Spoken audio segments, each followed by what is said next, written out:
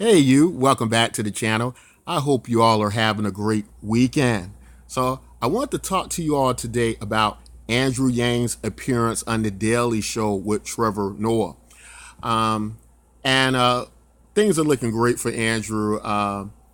Everything's working perfect as far as how I want to see him getting out there, making these appearances, getting familiar with the American people, letting the American people get familiar with him. Also, we want to talk a little bit about the Bitcoin Lightning Network, and Andrew Yang's campaign now will be accepting Bitcoin through the Lightning Network. So in our channel, we talk a lot about cryptocurrency. That's about a lot of the channels about cryptocurrency and Andrew Yang as of now, and a little bit of entertainment thrown in. So for you cryptocurrency crowd, we'll try to leave a link in the description exactly at the point we start talking about Andrew Yang and the Bitcoin Lightning Network. So just letting you know, we will be getting into that in the video, but we're going to first talk about his appearance on The Daily Show. So, Andrew had appeared on The Daily Show prior to this appearance, right? And I'm not going to be able to show you the video because the videos don't seem to be available here on YouTube, and I don't want to post it.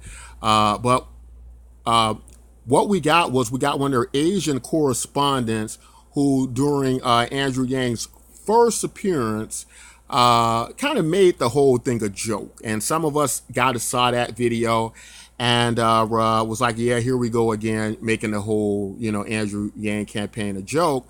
However, a lot of things have changed now, right? Andrew Yang is being taken as a very serious and impressive candidate. But not only that, Andrew Yang, how Trevor Noah, even how he dealt with Andrew Yang, I thought that was awesome. I thought for it to be a comedy show, I thought Trevor did just a perfect balance of let me throw my little punchline jokes in there, but at the same time, these are very, very serious issues that we need to, be a little bit serious at certain points during the show so the American people can really grasp what's going on here. Then get back to the jokes where they're appropriate at certain times. And some comedy shows just don't know how to do that. I think Trevor did a great job. And, what came up was about what happened during the debates and questions about what Andrew was going to do going forward. And I thought those were just the right questions to help the American people understand Andrew Yang's strategy. He explained that in Detroit, things are going to be a lot more different. It's going to be a lot more geared toward shining a very positive light on the Andrew Yang campaign, which I had predicted would happen. Everything's happening just like I kind of foresaw it, that the media attention from the last debate, people noticed Andrew Yang wasn't given a fair amount of time to speak. Now I think they're going to deal with him quite fairly. I think Andrew's going to be quite comfortable in his element, and I'm really looking for him to knock it out of the park during this debate. He also talked about how great the campaign is advancing, that they're going to be here to the very end. They're not going to be dropping out just like I predicted. They have gained enough ground to pretty much go all the way through this entire election. Also very interesting, I liked how the information was relayed back and forth.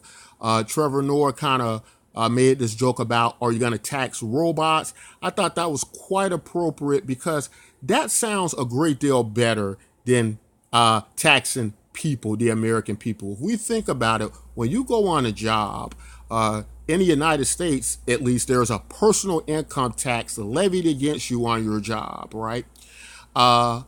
So if robots in automation are taking all these jobs, shouldn't they be taxed just like we were taxed? It would be, we would find it ridiculous if somebody went to work and they just said, well, look, I shouldn't have to pay a personal income tax from my labor, right? But somehow these robots can come in, and this automation could come in and not be taxed in that same way. I think that's unfair. As Trevor brought out and Andrew Yang talked about that, you know, as much like science fiction as this sounds, this is quite the reality. And we really should start looking at how we pay for the freedom dividend in that sense of taxing robots, right? I think that goes over a lot more better to people.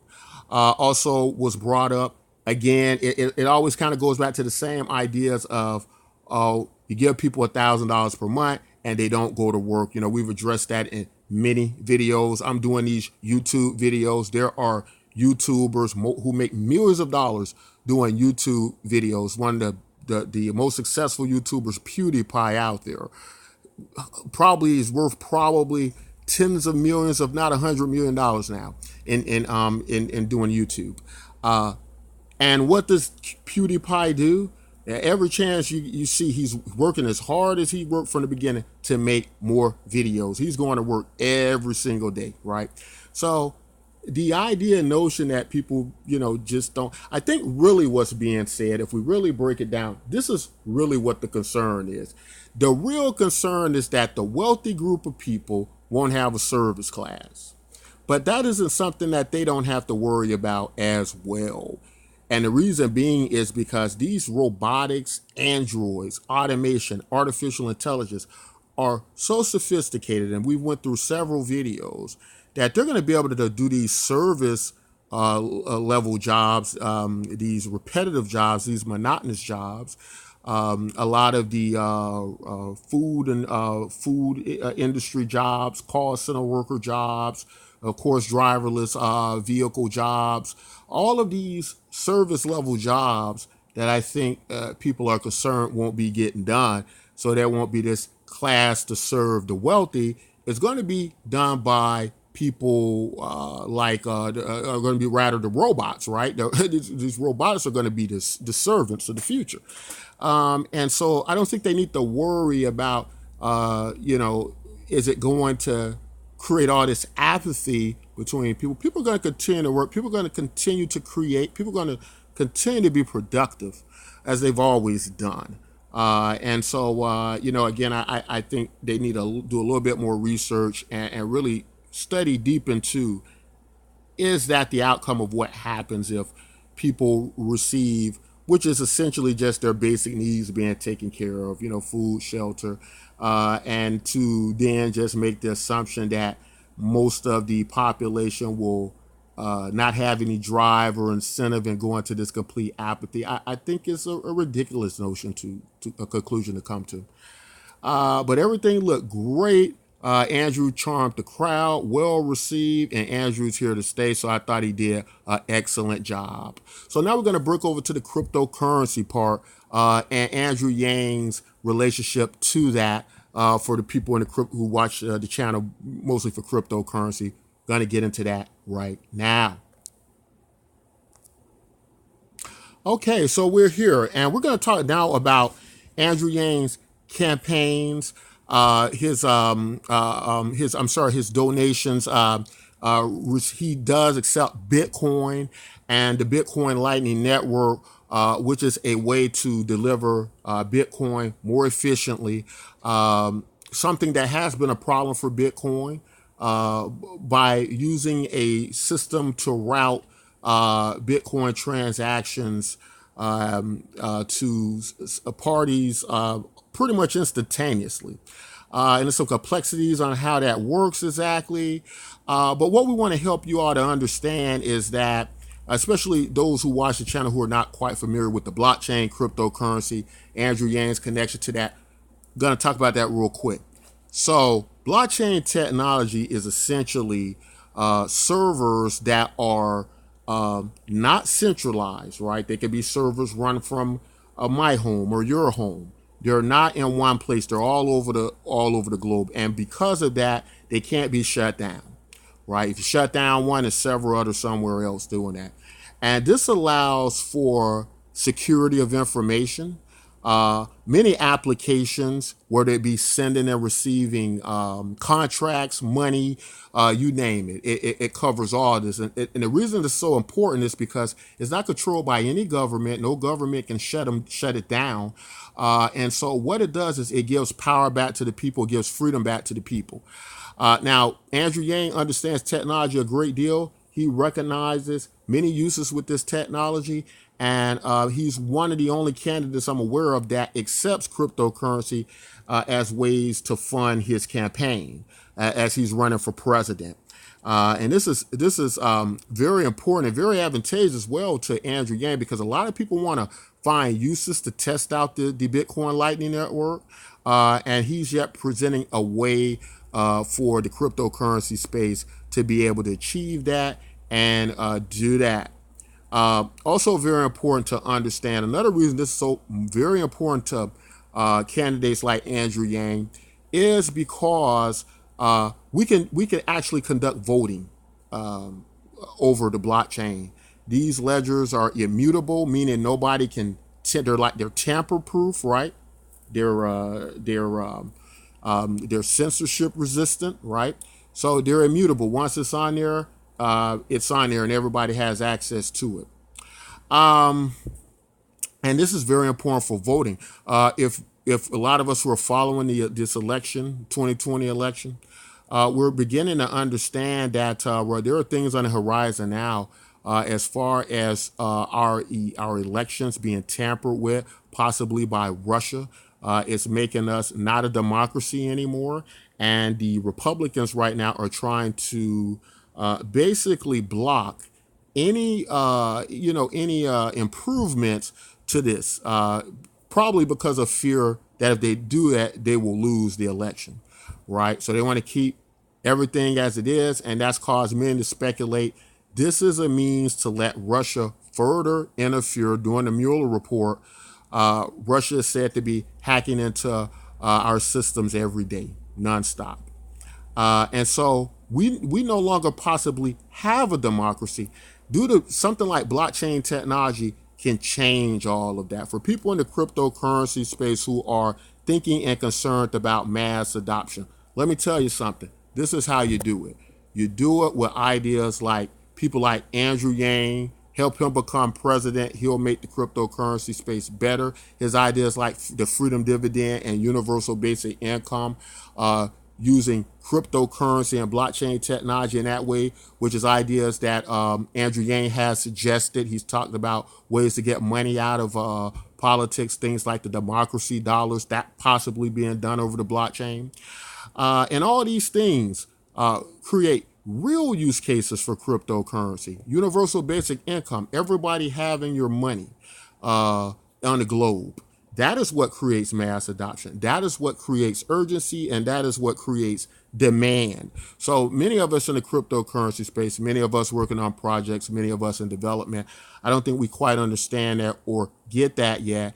And I think we're kind of going down the wrong direction in many ways, and it's causing the technology, whereas it is still going forward, maybe not going forward as fast as it could and in a more efficient way as it could. But people like Andrew Yang, minds like Andrew Yang, ideas like universal basic income and the freedom dividend, these type ideas are what is going to get us there. So let's find out a little bit what's going on here. Andrew Yang, Super PAC will accept Lightning powered Bitcoin donations, right? So we've explained what that is.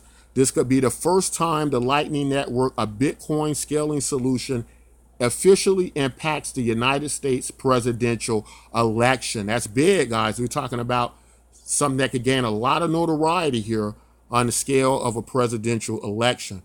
Roughly a dozen Bitcoiners who support Democratic presidential candidate Andrew Yang launched a crypto-friendly super PAC on Thursday, Humanity Forward Fund. Thanks to the PAC's payment processor OpenNode, the entity will be able to accept payments from Lightning networks. That is so awesome, guys. Think about that. So that means that there are over about 50 million wallets in Bitcoin right now. So a lot of the situation with Andrew Yang, as far as donation, making sure he gets his donors in, making sure he has enough money to run his election. This obviously is going to help his campaign a great deal because people who want to try out the Bitcoin Lightning Network, people are starting to adapt the Bitcoin Lightning Network. They will be able to use this now to donate to the Andrew Yang campaign. And so that is so very awesome, right? CoinDesk, this article comes from CoinDesk, and this is going to work very well, not only for cryptocurrency, but for the Andrew Yang campaign. Now, if you're in cryptocurrency, you're probably watching this video, you probably watch this channel, and I want to tell you that I believe in democracy, so everybody votes for the candidate that they think is right for them. But let me tell you something. It is pretty much just crystal clear that this presidential candidate represents the best interest of the cryptocurrency space. So if you really believe in the cryptocurrency space, I think it pretty much is moving towards, this is the type of candidate you want to look into. And this is the type of candidate you have to seriously consider. Just based on the information, the data, and us being in the cryptocurrency space and wanting it to advance and move forward, right? If that makes sense. But I invite you, if you haven't done so before, or if you got other candidates on your mind, to take a moment, take time, really research Andrew Yang's policies. This is the presidential candidate for the 21st century. And if you don't know that, then you are behind, my friend. Real quick, guys, before I get out of here, Bitcoin MYK project. For those of you all who watch the channel, who are interested in Andrew Yang, the Freedom Dividend, don't quite understand this cryptocurrency stuff, this video was a quick crash course into that. But also our project, BitcoinMYK.com, similar to a lot of what you're hearing, is a universal basic income cryptocurrency. And the goal is you receive these cryptocurrencies around the globe. And the goal is to get $1,000 per month going out to every registrant in these cryptocurrencies, which can be converted to your local currencies over an exchange. And I invite you all to watch the channel, not just watch our Andrew Yang videos, but watch our other cryptocurrency videos if you'd like to understand this more and get a better grip on this and why this is important to the Andrew Yang campaign. Also want to let you know the Bitcoin MYK project is absolutely free. It aims to give you value. We feel the value is in us, not the other way around. So be sure to join that as well. And we're hoping in the future we can have a situation with the Andrew Yang campaign where he will accept Bitcoin MYK tokens. Now, we are a new cryptocurrency. We're not as old as Bitcoin. Bitcoin's over a decade old, but we are starting to make great progress. And the plan in the future is to contact Andrew Yang, and if he'll accept Bitcoin MYK, we will set up a means, making sure we're legally compliant with his campaign, etc. But we do plan to set up a way you can donate this cryptocurrency to the Andrew Yang campaign, and you don't even have to pay for it. You get it free just for participating on our website, doing fun things like playing games, watching videos. And so we think that's going to be real great and work out great for you all. But we're going to leave a link in the description to that project, and we love for you all to join. But that's all I want to say in this video. If you like content like this, don't forget to like and subscribe. And until next time, take care.